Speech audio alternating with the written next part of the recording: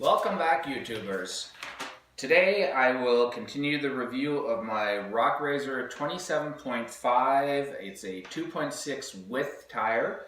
The compound is the 8X Speed Grip compound, which is marketed as an all-rounder. I agree with that. In my Magic Mary review video, you'll be able to see the list of trails that I rode. Obviously, that applies to this back tire also. One of the highlights was one of my first rides. When I rode Sharps Ridge in Knoxville, Tennessee, the trail was wet, and there are several roots or wet rock climbs, and the tire did extremely well. I will get into that with the benefits and explain exactly what was so amazing about this tire. On clay tracks, the tire rolls amazing. It rolls just as fast as a 2.35, so this being the 2.6. When I measured the width initially, it came out to be a 2.44. Now that the tire has 150 miles on it and 2 weeks, it is a true 2.5. Not quite a 2.6. I don't expect it to spread out anymore. I run this tire at 22 psi. The previous Rock Razor that I still have, the 2.35, I run at 28 or 29 psi. This tire at 22, I was not getting any rock strikes. I did run it at 21 psi and did notice that I was bottoming out the tire on some roots and some rocks, so I went back up to 22, and I love it at that. The tire itself does not show any significant wear. Great control under braking. I have not gotten a flat. It is also a great tire when climbing through rough stuff or climbing ledges. When this tire loses traction, the increments at which it loses the traction are very small because of the tight knob spacing.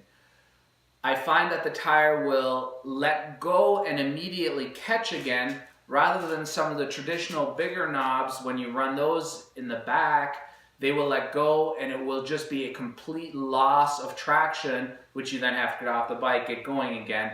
This will simply, as if it's skipping a cog, it will just have a notch and then regain traction. It also does the same behavior when you're side hilling, which I noticed on some slick side hilling on some rocks, that the loss of traction is very incremental and is very easy to regain the traction because it gives you tons of warning before it truly lets go. I've really only been able to truly spin out the tire on one occasion, and that was a overly ambitious climb up a wet route, and that was just unrealistic on my part. And so yes, it does have its limits, but it does communicate those limits very well. The tire is super fast rolling, and same as the 2.6 tire on the front, the Magic Mary, it visually is not something, it's not a conversation starter. Most people are just not going to know that you're running a 2.6 versus a 2.4. I love this tire. Wet, dry, rocks, sand, all no problem. I will use this tire for the whole enchilada ride. I cannot comment on this tire if there will be any issues with mud. My local trails do not like people riding in mud, and I support that to prevent erosion. The only time that I've ridden this trail on wet is when it was purely a gravel or a rock-based trail, at which point mud is not a factor, and it did fantastic in those conditions. So we see that there has been very, very minor wear. All the sipens are still showing up nicely. The shape of the knobs, nothing has been modified or changed. Thank you very much for watching this video. I hope it was informative. Feel free to subscribe to my channel, 242 Adventures. I look forward to taking these tires to Moab and trying my luck at the whole enchilada next week. All right, stay safe, everyone. Thank you.